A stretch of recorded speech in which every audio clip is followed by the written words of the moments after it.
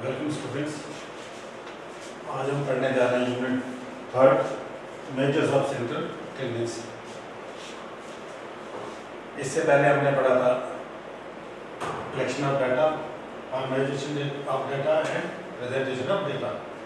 Presentation of data में हमने पढ़ा था कि कैसे डेटा को प्रेजेंट करते हैं, कि कैसे टेक्सचुअल प्रेजेंटेशन पढ़ा था हमने, टेबुलर प्रेजेंटेशन पढ़ा था, ग्राफिकल प्रेजेंटेशन पढ़ा था।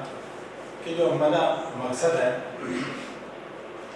जो हमारी इन्वेस्टिगेशन है, जो रिसर्च है, उस तक पहुँचने के लिए डिफरेंट मेथड्स हम इस्तेमाल करते हैं, उनको और ज़्यादा अच्छी तरह से समझने के लिए। एक और नेक्स्ट यूनिट है measure of central tendency. Measure of central tendency का मतलब हो गया, सेंट्रल का मतलब हो गया कि ऐसी वैल्यू डाटा में ढूंढनी हमने जो सब पूरे डाटा को रिप्रेजेंट करती है। जैसे हम मान लेते हैं कि एक स्टैटिस्टिक्स का टेस्ट लिया क्लास में 20 बच्चों का। क्लास में अगर 20 बच्चे हैं तो 20 बच्चों का हम टेस्ट लेते हैं कि मार्क्स ऑब्टेन करते हैं। 10 में से मार्क्स हम देते हैं किसी को 8, किसी को 9, किसी को 10, किसी को 11, ऐसे टोटल आ गया 20 स्टूडेंट्स के मार्क्स हम नोट। तो 20 स्टूडेंट्स को अब बार बार बोलेंगे कि रोल नंबर 1 के इतने मार्क्स आ गए, रोल नंबर 2 के इतने मार्क्स आ गए, रोल नंबर 3 के इतने मार्क्स आ गए। उसको कम करने के लिए, शॉर्ट करने के लिए हम एक ही वैल्यू यहाँ बताएंगे, एक सेंट्रल वैल्यू बताएंगे जिसको बोलते हैं मीन, अर्थमेटिक मीन बोलते हैं, या मीन बोलते हैं, या एवरेज बोलते हैं।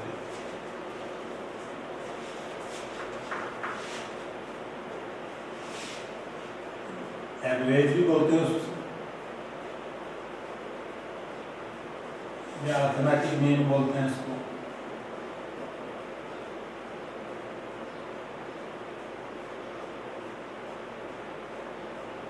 या खाली मीन बोलते हैं।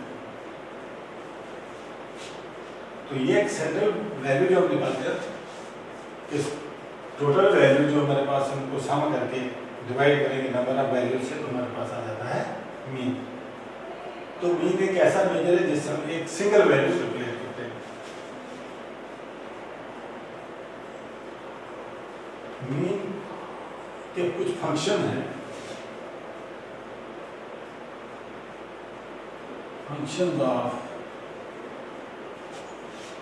Measures of central tendency.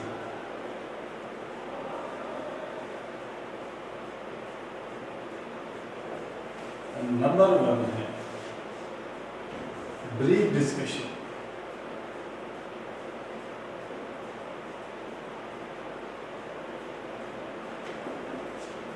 कि हमारे पास जो डाटा है, इसको ये सबसे पहले क्या कर देता है, इसको ब्रीफ कर देता है, बिल्कुल short, very short, single value में हम उस पूरे डाटा की रिप्रेजेंट कर देते हैं।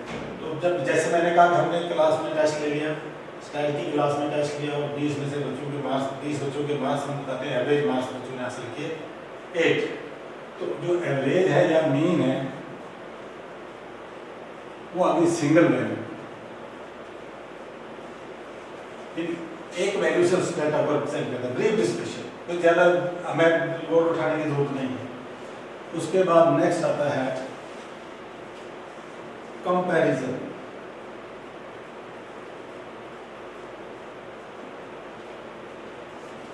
कंपैरिजन कैसे करते हैं, मीन, मीडियन, मोड, ये आगे हम पढ़ेंगे। उसके बाद आता है number 3 formulation of policies.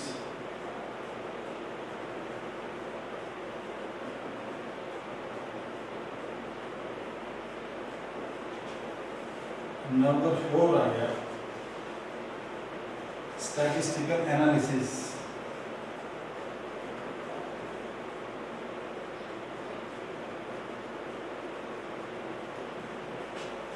Number 5 आ गया वन वैल्यू फॉर आर।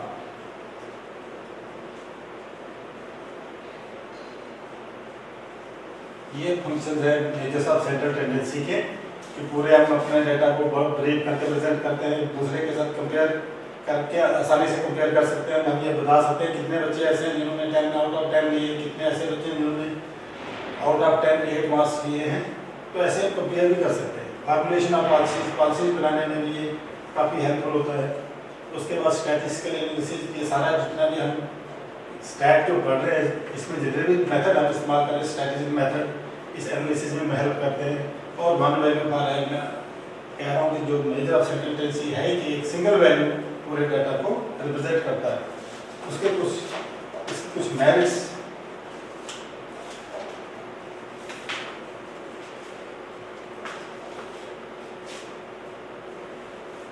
उसके बाद हम कहते हैं कि डिफरेंट मेथड्स हैं जो जिससे हम सेंट्रल टेंडेंसी मेजर कर सकते हैं। Different methods of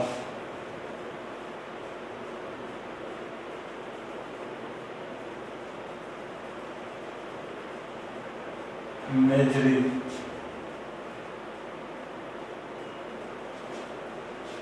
central tendency।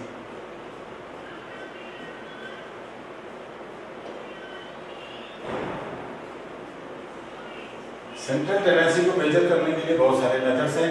तो मैं सबसे एक नंबर पे है अर्थमेटिक मीन।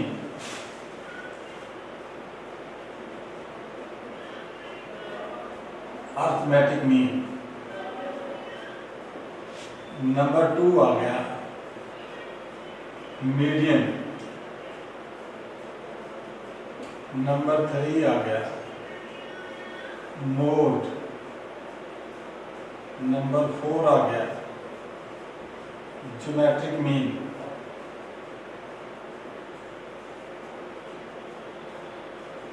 नंबर 5 आ गया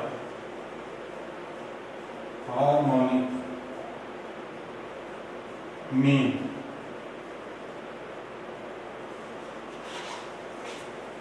तो ये बहुत सारे मेथड्स हैं जिससे हम सेंट्रल टेंडेंसी को मेजर कर सकते हैं। सबसे पहले आ गया अर्थमेटिक मीन, दूसरा आ गया मीडियन, तीसरा आ गया मोड, फिर आ गया ज्योमेट्रिक मीन, उसके बाद आ गया हार्मोनिक मीन।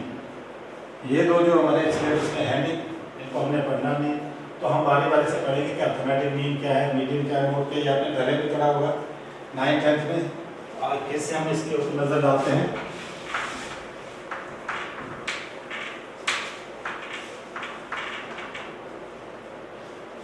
नंबर 1 आ गया arithmetic mean.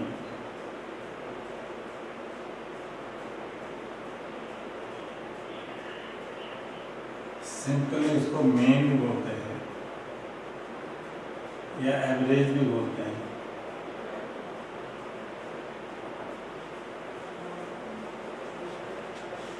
First method of measuring central tendency is arithmetic mean.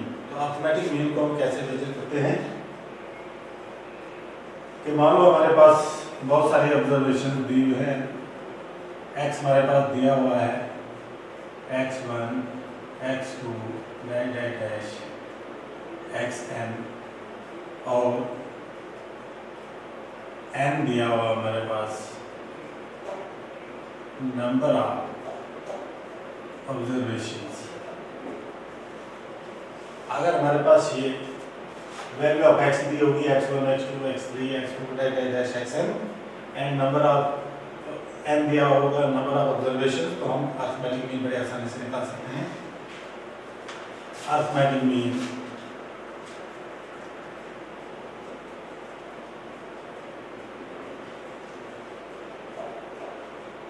is equal to sum of the observations divided by number of observations। Arithmetic mean बोले या mean बोले, इसको हम represent करते हैं x बार से। x बार और हम इसको बोल सकते हैं mean is equal to sum of the observation. मान लो हमारे पास ये ऑब्जर्वेशन है x1 plus x2 plus x3 plus dash xn upon number of observation आ गया n। और इसको अगर शॉर्ट करके हम लिखें, हम इसको ऐसे लिखते हैं summation of x upon n mean is equal to summation of x upon n.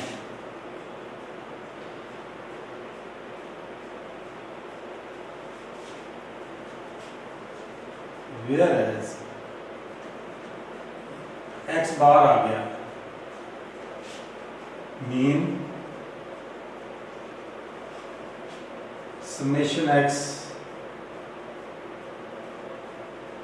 sum of observations n आ गया नंबर ऑफ ऑब्जर्वेशंस। तो इस फॉर्मूले से हम मीन मेजर कर सकते हैं।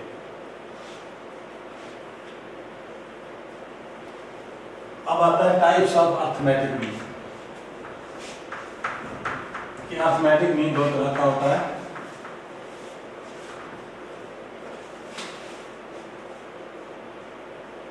Types of arithmetic mean. Number 1 आ गई सिंपल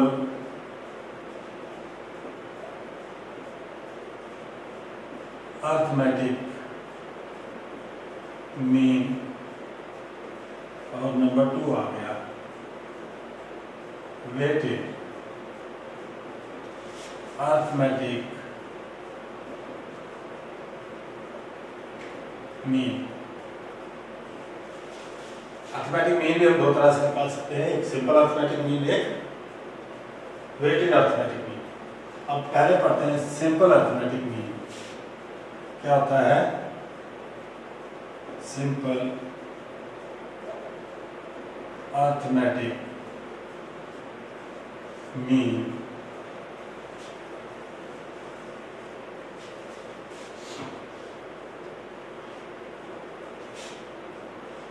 सिंपल अर्थमेटिक मीन मैंने आपको कहा कि मान लो हमारे पास 5 ऑब्जर्वेशन है 5 4 2 1 3। ये ऑब्जर्वेशन हमारे पास दी है, इसका हमने मीन निकालना है सिंपल तरीके से। तो हमने क्या करना है, इसका mean is equal to sum of the observation 5 + 4 + 2 + 1 + 3 upon number of observations. Number of observation का मतलब हो गया 1 2 3 4 5। हमारे पास ऑब्जर्वेशन कितनी है? और mean is equal to 5 + 4 9 + 2 11 + 1 12 + 3 15 upon 5 और मीन इज इक्वल टू 3। इस simple arithmetic mean. Simple arithmetic mean निकालने के लिए सिंपल अर्थमेटिक मीन निकालने के लिए डिफरेंट टाइप्स हैं।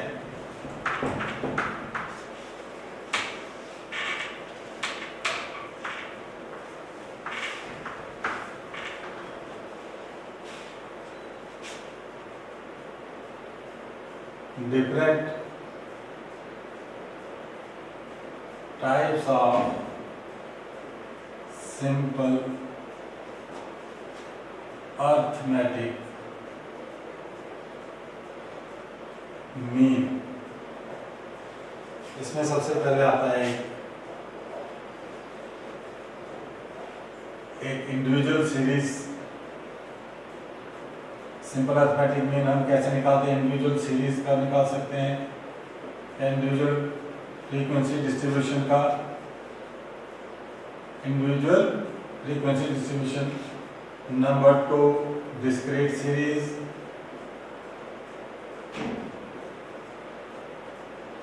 या जिसको हम बोलते हैं फ्रीक्वेंसी अरे, फ्रीक्वेंसी अरे।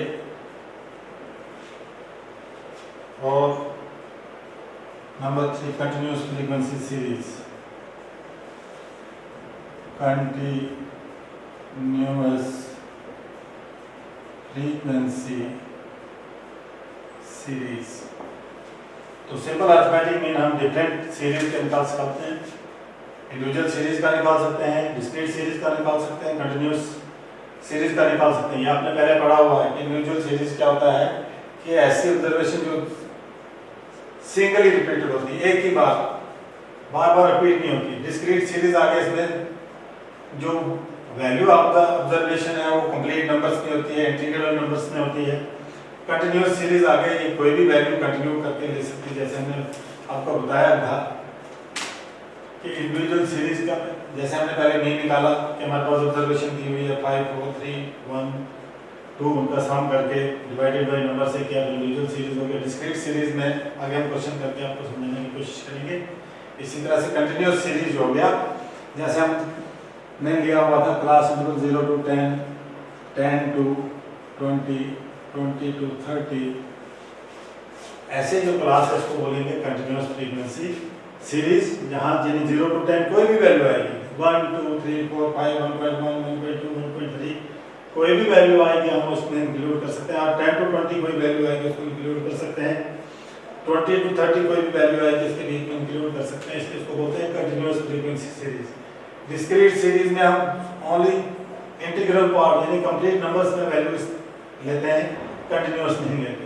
इंडिविजुअल सीरीज में सिंगल वैल्यू ही इंक्लूड की जाती है। तो इसके बाद जो है इंडिविजुअल सीरीज से हम अरिथमेटिक मीन कैसे निकालते हैं वो हम आपको बताते हैं।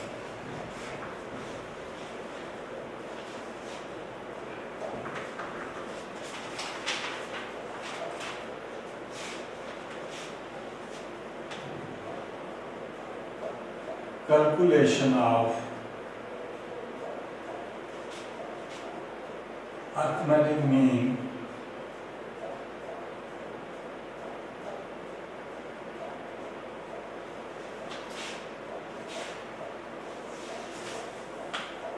simple arithmetic mean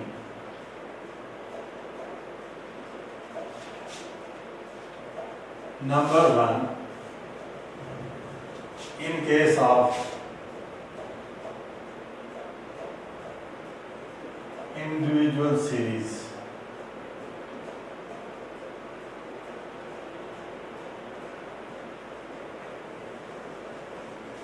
arithmetic mean individual series में हम कितने तरीकों से निकाल सकते हैं।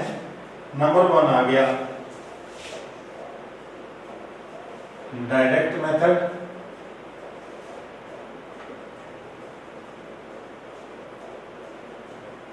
नंबर 2 आ गया शॉर्टकट मेथड,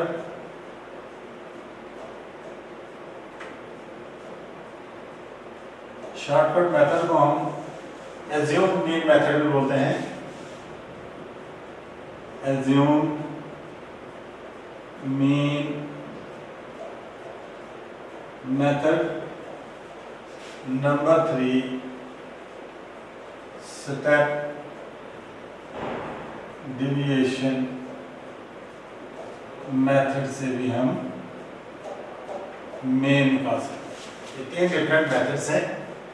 डायरेक्ट मेथड से हम कैसे निकालते हैं मीन, यानी x bar this is equal to summation of x upon n। Shortcut method से हम निकालते हैं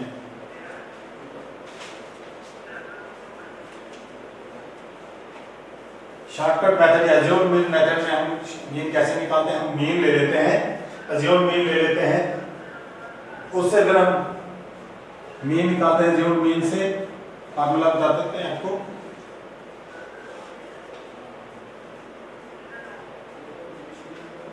x bar is equal to a plus summation of d upon summation of f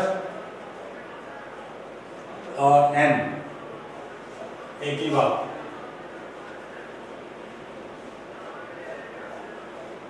Whereas आपको पता है a is equal to assumed mean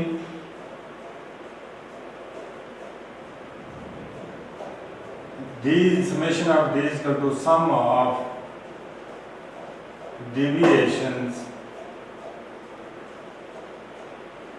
taken from assumed mean, n आ गया number of observations। तो ये फार्मूला हम इस्तेमाल कर सकते हैं assumed mean मेथड में। ये तो एग्जांपल से हम आपको ज्यादा समझ आएगा। इसके बाद आता है स्टेप डेविएशन मेथड से हम मीन कैसे निकालते हैं। x bar this is equal to a plus summation of d dash upon n into h, या ऐसे भी लिखा होगा a plus summation of d dash upon summation of f into c